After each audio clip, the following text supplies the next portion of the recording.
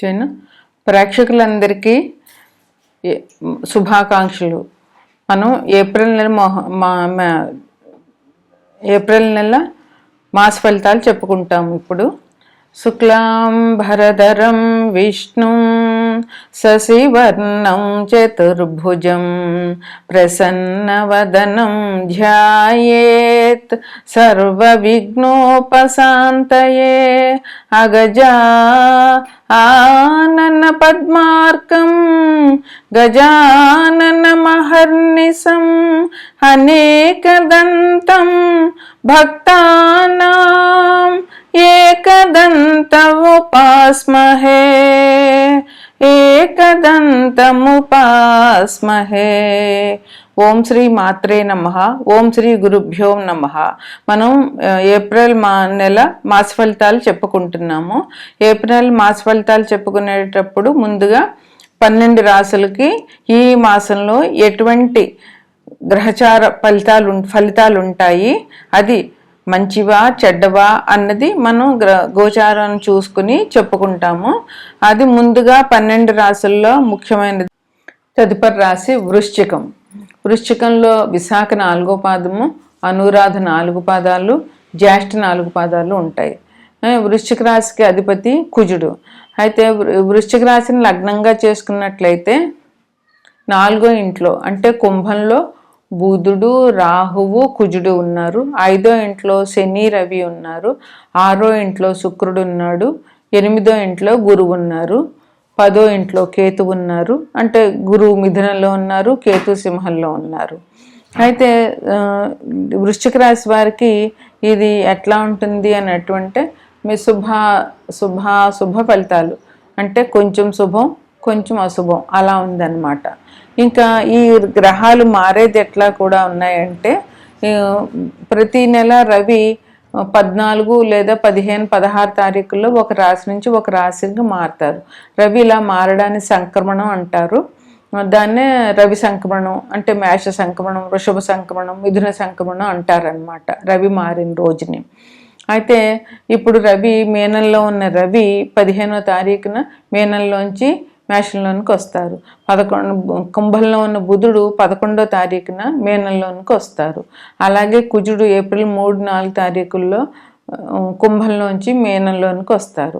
మేషంలో ఉన్న శుక్రుడు ఏప్రిల్ 20వ తారీఖున మేషం నుంచి వృషభానికి మారుతారనమాట. అయితే ఇప్పుడు ఎట్లా ఉంటుందంటే ఈ రాశి వారికి స్వస్థత ఉంటుంది, అంటే బాగుంటుంది, ఎంత ఇబ్బంది ఏమి ఉండకుండా ఉంటుంది. ధనం కూడా ఆదాయం బాగానే ఉంటుంది. ఉద్యోగంలో ఉన్న వాళ్ళకి మంచి అభివృద్ధి ఉంటుంది అన్నమాట. ఉద్యోగంలో వాళ్ళు ఎలాగైనా మంచి పట్టు సాధిస్తారు. దానివల్ల వాళ్ళకి అధికారులు మెప్పులు దొరుకుతుంది. అందువల్ల వాళ్ళకి చాలా మంచి జరుగుతుంది అనమాట. అధికారులు మనల్ని ఇష్టపడితే ఇంకా ఉద్యోగస్తుడికి కావాల్సింది ఏముంటుంది, వీళ్ళ కష్టాన్ని వాళ్ళు గుర్తించడం కన్నా మనకు ఉద్యోగంలో కావాల్సింది ఇంకేం ఉండదు కదా. అలాగే అదృష్టవంతమైన కాలం అని చెప్పచ్చు. ఈ రాశి వారికి ఈ మాసం అంతా, ఏప్రిల్ నెల అంతా చాలా అదృష్టవంతమైన కాలం అని చెప్పచ్చు. అందువల్ల వాళ్ళు ఎలాంటి మంచి పని చేయాలన్నా ఏం చేయాలన్నా ఇప్పుడే మొదలు పెట్టచ్చు. తర్వాత కోర్టు వ్యవహారాల్లో విజయం జరుగుతుంది. ఎప్పటి నుంచో మీ కోర్టు వ్యవహారాలు నడుస్తున్నాయనుకోండి, వాటిల్లో మీకు విజయం ఉంటుందన్నమాట. మీకు పట్టుదల, ఉద్రేకం ఎక్కువ ఉంటాయి, అవి కొంచెం తగ్గించుకోండి. దానివల్ల మనకు బీపీ పెరగడం తప్ప ప్రయోజనం ఏమి ఉండదు. ఉద్రేకం చెందితే మనకే బీపీ పెరగడం, హార్ట్ అటాకులు రావడం జరుగుతాయి. అందువల్ల ఆ రెండు మంచిది కాదు. పట్టుదల ఉండాలి. ఎలాంటి వాటిల్లో ఒక చదువు చదవాలి, ఒక డిగ్రీ సాధించాలి, ఒక ఐఏఎస్కి వెళ్తున్నారు, లేదా ఒక మెడిసిన్ చదువుతున్నారు, లేదా ఇప్పుడు ఎగ్జామ్స్ అయిపోయాయి, ఇప్పుడు చాలామంది ఇంజనీరింగ్ ఎంట్రన్స్లు, మెడికల్ ఎంట్రన్స్లు రాస్తారు. అలాంటివి సాధించాలనే పట్టుదల ఉండాలి.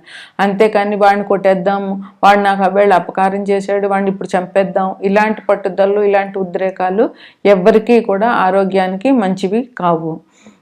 ఆరోగ్య విషయంలో కొంచెం జాగ్రత్తగా ఉండండి. ఈ పట్టుదల, ఉద్రేకం వల్లే మీకు బీపీలు పెరిగే అవకాశం ఉంటుంది. అందువల్ల ఆరోగ్య విషయంలో జాగ్రత్తగా ఉండండి. మీకు మంచి మంచి వ్యక్తులతో పరిచయాలు జరుగుతాయి. ఆ పరిచయాల వల్ల మీకు సంఘంలో పేరు ప్రతిష్టలు పెరుగుతాయి. అదే ఒక సెలబ్రిటీతో పరిచయం అయిందనుకోండి, మీకు కూడా పలానా సెలబ్రిటీతో నాకు పరిచయం ఉంది, ఆయన నాకు తెలుసు అని చెప్పుకోవడం మీకు గర్వకారణంగా ఉంటుంది. అలాంటి వ్యక్తులతో మీకు పరిచయాలు జరుగుతాయన్నమాట. ప్రయాణాలు ఎక్కువగా ఉంటాయి, అది చూసుకోండి. ప్రయాణాలు సాధ్యమైనంత వరకు జాగ్రత్తగా ప్రయాణాలు తప్పని పరిస్థితుల్లో చేయండి, తప్పినప్పుడు ఆపుకోండి. ఎందుకంటే ఈ ఏప్రిల్ మే నెలలు వేసవి గాల్పులు బాగా ఎక్కువ ఉంటాయి కనుక అందువల్ల ప్రయాణాల విషయంలో కొంచెం జాగ్రత్తగా ఉండడం చూడాలి. అలాగే విద్యార్థులకి అంకిత భావం అనేటటువంటిది ఉండాలి. అంకిత భావం అంటే ఏంటి? మనం ఇది గోల్ కొట్టాలి. ప్రతి మనిషికి కూడా ఒక గోల్ అనేది ఉండాలి. నేను ఇది సాధించాలి అని అనుకోవాలి. ఎంత కష్టమైనా దాన్ని సాధించడానికి మనం ప్రయత్నం చేయాలి. ఎందుకంటే మనం తలుచుకుంటే చేయలేనిది ఏదీ లేదని మహామహులు చాలామంది నిరూపించారు. అందువల్ల మనం ఏం చేసినా నేను పలానా గోల్ పెట్టుకోవాలి, ఈ గోల్ సాధించాలి, ఇన్ని రోజుల్లో సాధించాలి అనేటటువంటిది పెట్టుకుని, అలాగే విద్యార్థులు నేను ఎండి ఈసారి ఇంజనీరింగ్ సీట్ కొట్టాలి, లేదా దీంట్లో జాబ్ తెచ్చుకోవాలి, కంప్యూటర్ సైన్సెస్లోను లేదా దీంట్లో ఉద్యోగం తెచ్చుకోవాలి, లేదా ఒక బ్యాంక్ ఆఫీసర్ అవ్వాలి, అట్లాంటి అంకిత భావం పెట్టుకుని అట్లాంటివి చెయ్యాలి. ఆలోచనలో స్పష్టత ఉండకుండా ఉండే అవకాశాలు ఉన్నాయి. అందువల్ల మీరు విపరీతమైన ఆలోచన చేయకుండా జాగ్రత్తగా ఉండండి. ఇంకొకటి ఏంటంటే ఏప్రిల్ 3వ తారీఖున కుజుడు కుంభంలోంచి మీనంలోనికి వెళ్తాడు. ఇది ఒక శుభ పరిణామం అని చెప్పుకోవాలి. ఎందుకంటే ఇలా ఏప్రిల్ 3ని కుంభంలోంచి మీనంలోనికి కుజుడు వెళ్ళడం వల్ల కొంచెం యుద్ధానికి సంబంధించినటువంటి ఈ ఉధృతి తగ్గేటటువంటి అవకాశాలు ఉన్నాయని అంటున్నారు జ్యోతిష శాస్త్రవేత్తలు. దానివల్ల అలా జరగాలని మనందరం కూడా కోరుకుందాము. ఎందుకంటే యుద్ధంలో ఎంతోమంది అమాయకులు చనిపోతున్నారు. దానివల్ల ఈ దేశాలు సర్వనాశనం అయిపోతున్నాయి. ఈ యుద్ధం తగ్గాలని మనం అందరం ప్రార్థించితే దేవుడు తప్పకుండా నెరవేరుస్తాడు. మనందరం కలిసి యుద్ధం తగ్గాలి, అక్కడ ప్రజలు సుఖశాంతులతో ఉండాలని మనం ప్రార్థిద్దాము. ఇక ఏప్రిల్ 2వ తారీఖున హనుమత్ జయంతి. ఈ హనుమత్ జయంతి వల్ల హనుమంతుడి ఆశీస్సులు పొందడానికి హనుమంతుడి టెంపుల్కి వెళ్ళండి. ఇంకా ఏప్రిల్ 20వ తారీఖున అక్షయ తృతీయ. ఆ రోజు యాదగిరి నరసింహస్వామికి గంధ లేపనం జరుగుతుంది. అందువల్ల ఆయన దర్శనం చేసుకోవడము, హనుమంతుడి దర్శనం చేసుకోవడము చెయ్యండి. ఇక ఈ సంవత్సరం అంతా కూడా కాలభైరవాష్టకం రోజు చదవడము ప్లస్ హనుమంతుడి టెంపుల్కి ప్రతిరోజు వెళ్ళడము చాలా మంచిదని గురువులు చెప్పారు. ఈ రెండు మీరు తప్పకుండా చెయ్యండి. ఇంకొకటి, ప్రతిరోజు హనుమంతుడి టెంపుల్కి వెళ్ళలేకపోతే మంగళవారం శనివారం అయినా వెళ్ళి ఆయన దర్శనం చేసుకోండి. ఇది వృశ్చిక రాశి వారికి శుభాశుభ ఫలితాలు. తదుపరి రాశి కుంభరాశి. కుంభరాశికి అధిపతి శని భగవానుడు. కుంభరాశిలో ఏమేమి ఉంటాయంటే ధనిష్ట 3, 4 పాదాలు, శతభిషం 4 పాదాలు, పూర్వభాద్ర 1, 2, 3 పాదాలు ఉంటాయి. వీటికి ఈ కుంభరాశికి అధిపతి శని భగవానుడు. ఆయన ఎక్కడున్నారంటే కుంభరాశికి 2వ ఇంట్లో అంటే మీనరాశిలో శని రవులు కలిసి ఉన్నారు. 3వ ఇంట్లో అంటే మేషంలో శుక్రుడు ఉన్నాడు. 5వ ఇంట్లో గురువు ఉన్నారు. 7వ ఇంట్లో కేతువు ఉన్నారు. కుంభరాశిలోనే లగ్నంలోనే రాహువు, బుధుడు, కుజుడు ఉన్నారు. అంటే లగ్నంలో ఎన్ని పాపగ్రహాలు ఉన్నాయి? బుధుడు పాపులకు పాపు, మంచి వాళ్ళకి మంచిను. ఇంక రాహువు, కుజుడు ఇక్కడే ఉన్నారు. అయితే ఈ గ్రహాలు కూడా ఇక్కడే ఉండవు. ఇప్పుడు 15వ తారీఖున ఏప్రిల్ 15వ తారీఖున రవి మీనరాశి నుంచి మేషరాశికి మారిపోతారు. అది మేష సంక్రమణ అంటారనమాట. అలాగే ఏప్రిల్ 11న బుధుడు మేషరాశిలో నుంచి కుంభంలో నుంచి మీనంలోనికి వెళ్ళిపోతారు. అలాగే ఏప్రిల్ 3వ తారీఖున కుజుడు కుంభంలో నుండి మీనంలోనికి వెళ్తారు. కుంభంలో నుండి మీనంలోనికి కుజుడు వెళ్ళడం మూలంగా కొంచెం ఇప్పుడు యుద్ధం జరుగుతుంది కదా, ఉధృతి తగ్గే అవకాశం ఉందని కొంతమంది జ్యోతిష్కులు చెప్పారు. అందువల్ల ఈ యుద్ధం మనం అందరం కూడా ఈ యుద్ధం ఎప్పటికైనా తగ్గిపోవాలని, అక్కడ ప్రజలందరూ సుఖశాంతులతో ఉండాలని ప్రార్థిద్దాము. మనందరం కలిసి జనం అందరూ ఒక్కళ్ళ ప్రార్థన కంటే 10 మంది ప్రార్థన, ఏదైనా ఐకమత్యం మనకు తెలుసు కదా, ఐకమత్యమే బలం అనేటటువంటిది మన ఇండియాలో ఉన్న నానుడది.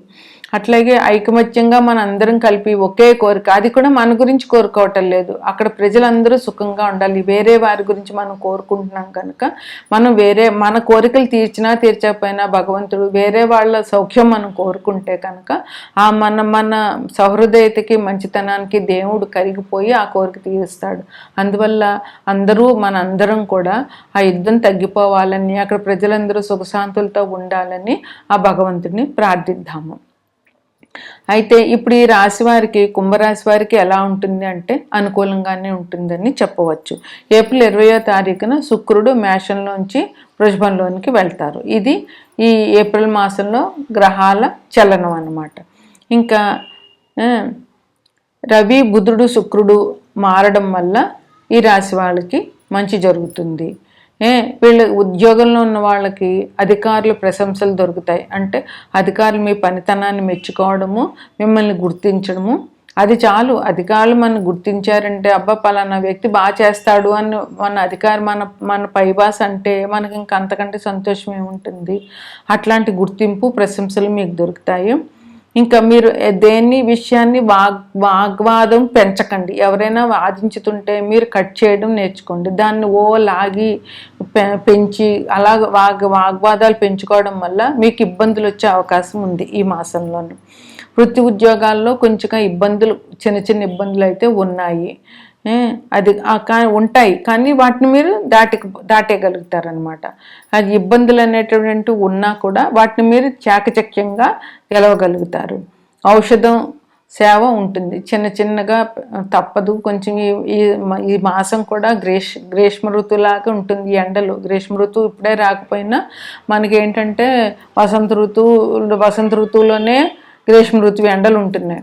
అందువల్ల చిన్న అనారోగ్యాలు జరుగుతాయి. దానికి పెద్ద బాధపడవలసిన పని లేదు. అది చిన్న ఔషధ సేవ అనేటటువంటి తప్పకుండా ఉంటుంది.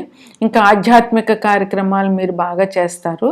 దానివల్ల మీకు మంచి జరుగుతుంది అనమాట. ఏ రకమైన దేవుడికి సంబంధించిందైనా పెద్దవాళ్ళని గురువులు గౌరవించడము, పెద్దవాళ్ళకి ఏ వృద్ధాశ్రమాల్లో ఏమైనా ఇవ్వడం, ఇలాంటివన్నీ కూడా మంచి కార్యాలే. అందువల్ల మీకు మంచి జరుగుతుంది.